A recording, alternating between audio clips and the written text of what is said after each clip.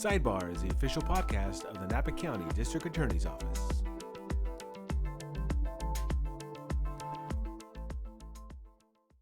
Hello everyone, this is Carlos Villatoro from the Napa County District Attorney's Office, and this is the Sidebar podcast.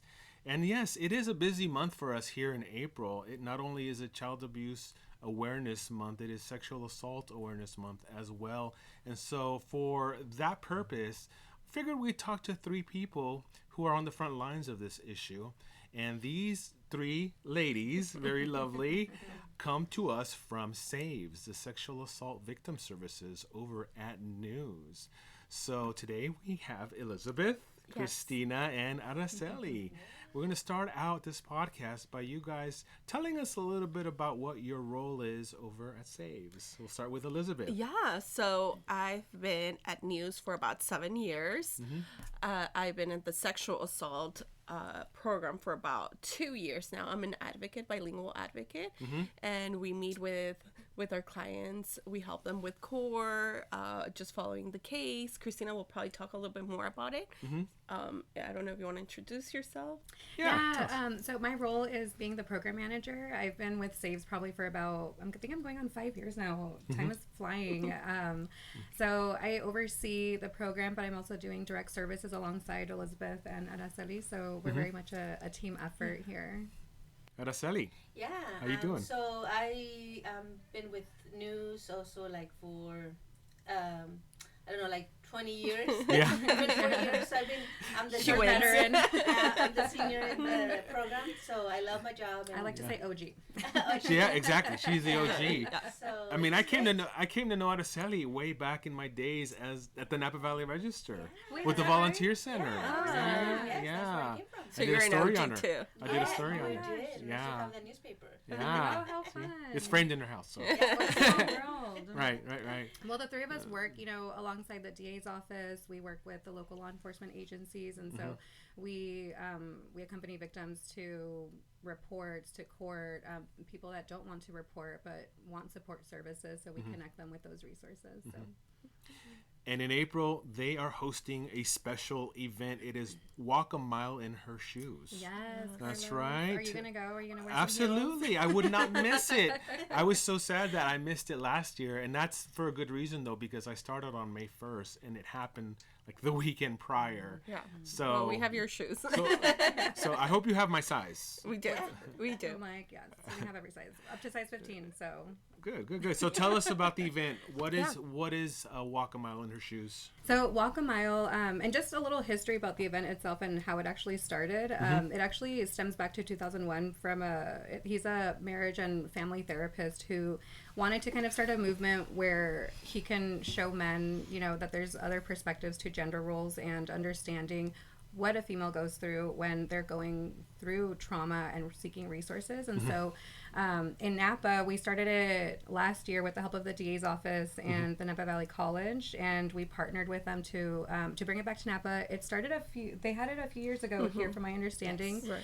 And it had been a while, so we wanted to just kind of, bring it back to life. And so our goal, though, was to really include everyone, because everyone's affected by this sexual and domestic violence. Absolutely. It's not specific just to women, right? And so really it's just to get the community involved and be talking more about it. We have so many times where I feel like we're talking out in the community and people are like, what? This happens in Napa? And they're so surprised. shocked. They're shocked. Yes, They're surprised by it. Which it's like, you guys don't even know, the half of it. So this is just really getting people talking, and especially seeing a bunch of people in red heels. People are like, what's going on over there? So it's definitely a statement we're making. Yeah. What was the attendance like last year? Would you guys have a lot of men wearing the high heels and walking around? Yeah, we had the mayor there. We had quite a few people. Yeah, from law enforcement, people from probation. We Some had firefighters. Yeah. College. Yeah. Like a lot of them came. Yeah. Community They members. wore the heels. Yeah, Yeah. they actually wore the heels, Yes.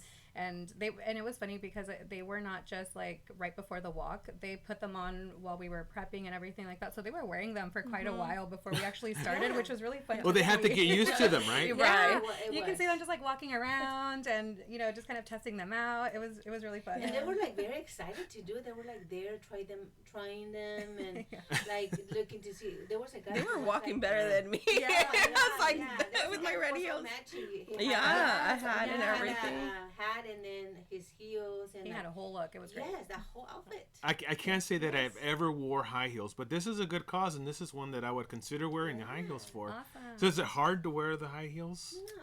I don't think so. Not for you guys. Exactly. But for me, it might be hard. Yeah, we had the heels. We had, what was it, like 1 inch, 2? Yeah, we had like smaller heels, heels Not for that you. Oh, okay. Yeah, and it was also nice because as we were walking, people were driving by. They were, looking at the signs. You could see people being like, "What's going on?" What's going on? That's the power of the Yeah. event, though, Yeah. because it's a novelty, right? I mean, Right. men don't walk around in high heels, Exactly. and to have them wear these specifically visible red high heels, walking around town, holding the signs, it's eye catching, right? And it causes people to say, "What is that? What is that all about?" So, is that a goal? Would you say to get people asking about this and interested in it? Totally. I think just getting people to just have more conversations about it, and that's what we try to do throughout the year when we're doing our outreach, just really giving people food for thought and just getting more comfortable with talking about the reality of the violence that we deal with in our communities. Yeah. Yeah, I think people don't realize how much is happening in Napa County. We did some of our statistics. We were just talking about them. And for the fiscal year, there were 271 cases in Napa. 271 in Napa County. cases? That includes American Canyon, Calistoga, Salina, American Canyon, And these 271. aren't all reported to law enforcement. That's the thing, because we work with people who are just walking in sometimes and wanting services, but not necessarily wanting to report. So those, But why though? Why don't they report? What's behind that? So one could be shame, right? Like, even though it's not the victim's fault, sometimes they feel like there's something wrong with them. Being scared, afraid that something's going to happen, that they're not going to be believed, or if it's a family or father and uncle, they're going to break that family. So there's scare. Immigration could be another one, that if they are not they don't have their citizenship, that they might get deported. That's a big fear as well. Guilt comes with the family, or if that person goes to prison, it's my fault. They start rethinking what happened, the incident, what could have I done wrong. Avoidance, that's another big one, right? It's like, if I don't think about it, it's not gonna happen. It didn't happen, or just and those sort of, but we want to tell people, you're not alone. We're here for you. You could come. You don't have to report it if you don't want to. You could always come to our office, get the resources, get information, see how we could help you, and see if this is something you want to report or not. So what if somebody is a victim and they're abused and they're not necessarily ready to report it to law enforcement? Can they come to Saves and absolutely report it? Absolutely. Our door is wide open, and we let them drive the bus, is what we like to say around our offices and how we practice our services. And so we will just let them know, these are your options. These are the things that you can get connected with. Sometimes it's getting started with therapy, and then they're like, okay, I'm getting more comfortable talking about this. Maybe they're now talking to their families about it. Maybe they hadn't known that this was happening. So we'll help them report in the office. If maybe just contacting law enforcement is a little overwhelming for them, they can come to us, and we'll have an officer, depending on the jurisdiction, show up to our office. So tell us about your collaboration, because you guys work with us heavily. We do. I always see you in the courtroom, but there are many other pieces of the puzzle to this issue. Tell us about some of your collaboration that you have had. Yeah, I mean, we mainly collaborate with the DA's office for the cases that are reported, and so we are so lucky, I feel like, to have such a good relationship with our DA's office here, because they make sure that someone is connected to the victim and the family, even if it's something that maybe they didn't connect us in the beginning. They make sure to catch that at some point, especially if there's a court process and stuff like that, to make sure that they are having an advocate for support services there, and just making sure that they have maybe someone to talk to, give a little crisis counseling to. And so we will work alongside the investigators to coordinate meetings for trial prep, any preliminary hearing stuff. So many different things. We'll even coordinate just like little things to just make a victim's day a little bit better. Yeah. You know? Yeah. I think it's hard being on the stand, it is talking so about hard. this stuff, very. and to have an advocate that has your back, because that's essentially what these gals do in their entire organization. They have the backs of victims, and that's so important to have. Totally. Yeah. We're helping them dodge people in the hallway. And sometimes, Yeah. you know, if it's Yeah. family, they're there by themselves. Yeah. And we don't want them to feel like there's no one there, so we're their bodyguard. Yeah, we're always there with them from the beginning to the To end the of end. the case. So we are there to support them, and I think it's very important for them to know that all of our services are free, confidential. You know, that they can just come to our office and report it if they don't want us to. And we have people Report it. also who call anonymously, Yeah. and they'll say, hey, this happened to me maybe 10, 20 years ago. Is this something I could still report? Or I'm not sure if this is, you know, sexual assault. I'm married to this person. I know he's the person that I married. So as a wife or as a husband, I have the responsibility, you know, to do intercourse with this person. Is this considered sexual assault? So they always call us. They have questions, and we're there to. It gets to very, answer. it quickly gets very complex when in a Very. situation like that, because I can Yeah. imagine how hard it must be for a wife to report and reach out to Very, you, Yes. Yeah. knowing Yeah. that the breadwinner, Right. maybe in a lot of the cases, or the uncle, or you know, if you report, you're essentially breaking up that family unit. We see that so much, Carlos, and that's why we do we really need to have a better name for it, but we just kind of refer to it internally as the Grooming 101 presentations that we do with our deputy DAs here, with different law enforcement agencies, to educate the family on what grooming looks like. And so we talk about those exact things and why it's important to talk about it and understand that it actually can be somebody in your own home. It's not always a stranger. It's not always just this random person on the street. It's usually somebody close to the Somebody victim who and has their family. access. Right. Absolutely. Yeah. I think growing Yeah, up, we always it's easy. they always told us, right, like stranger danger, be careful. If you see someone, but like Christina said, it's just someone you may know. Yeah. It used to be, you know, stranger danger, but now it's like people within the home.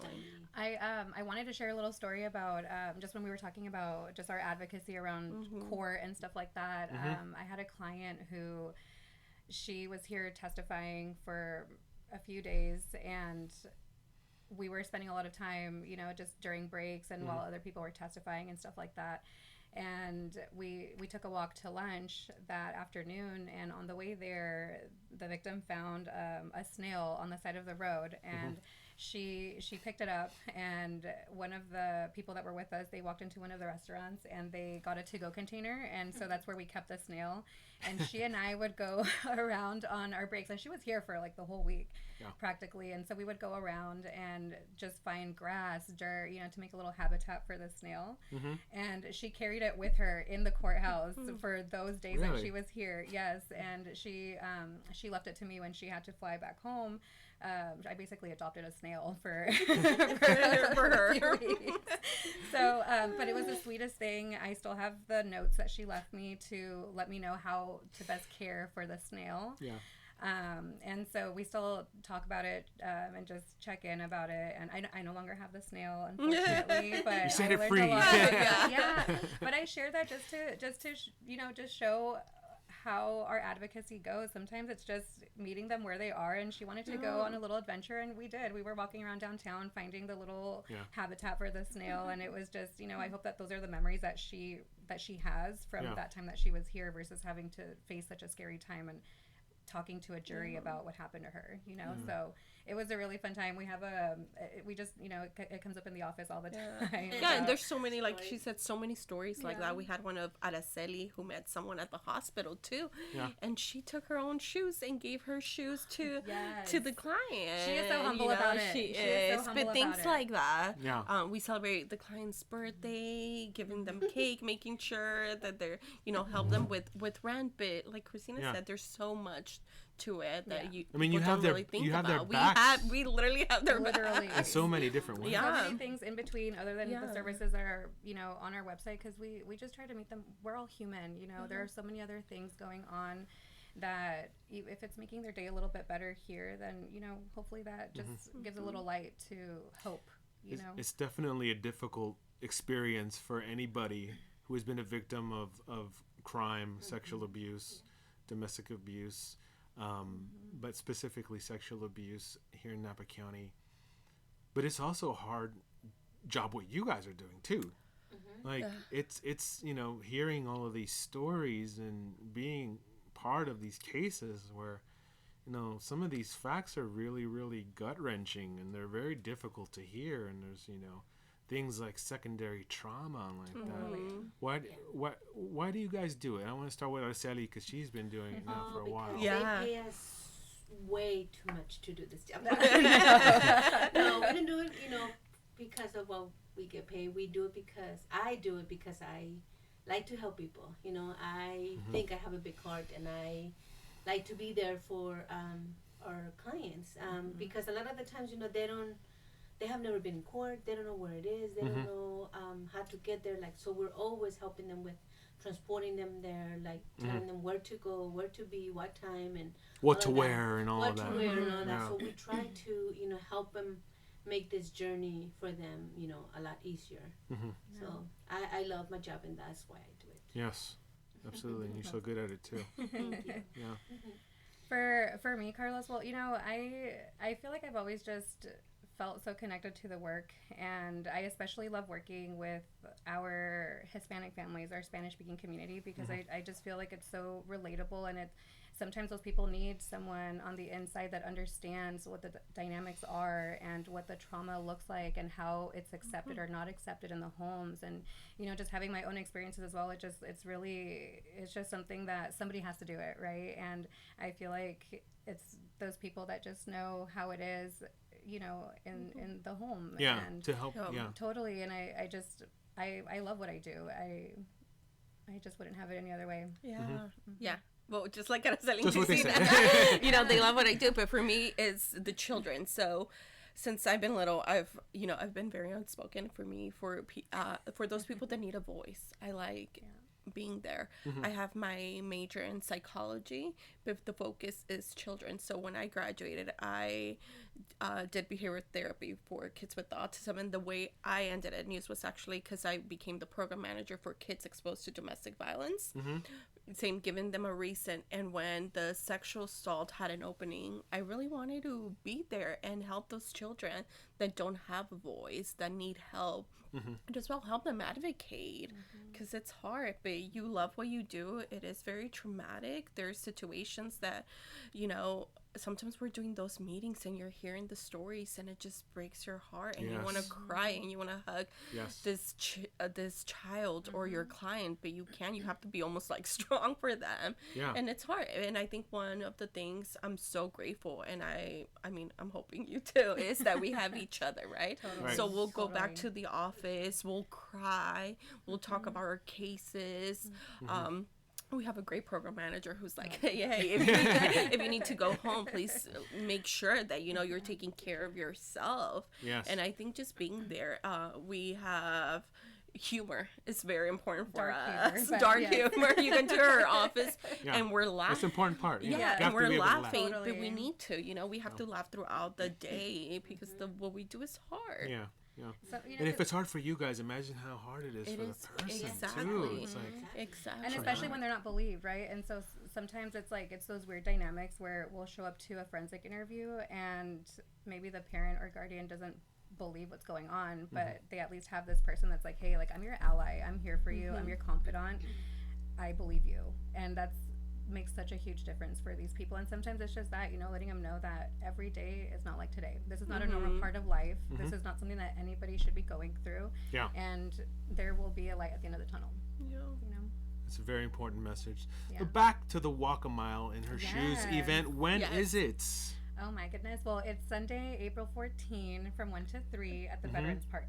Veterans Park, and that's Yeah. right down the street from Yep. us. Yes. Is you there? won't miss it. No, No I won't. excuses. I don't have any excuses to miss this.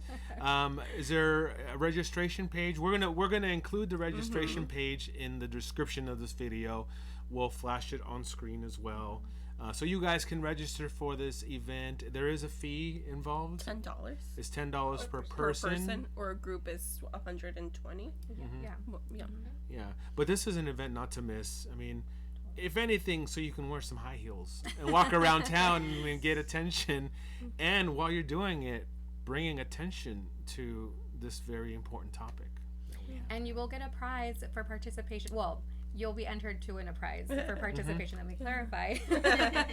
But so folks will have a passport that they can go around, and it's just to encourage them to go around to the different tables. And we'll have other community organizations there, just sharing information. It'll be like a resource fair, so they'll be entered to potentially win And it's something. family friendly. Very You could bring your family-friendly. kids. We have a kids passport. Yeah. They could get prices too. Oh, cool. Bring your dogs. Yeah. Elizabeth and I are going to bring our dogs. I'm trying to find some red boots for Marley. Yeah. Dog friendly.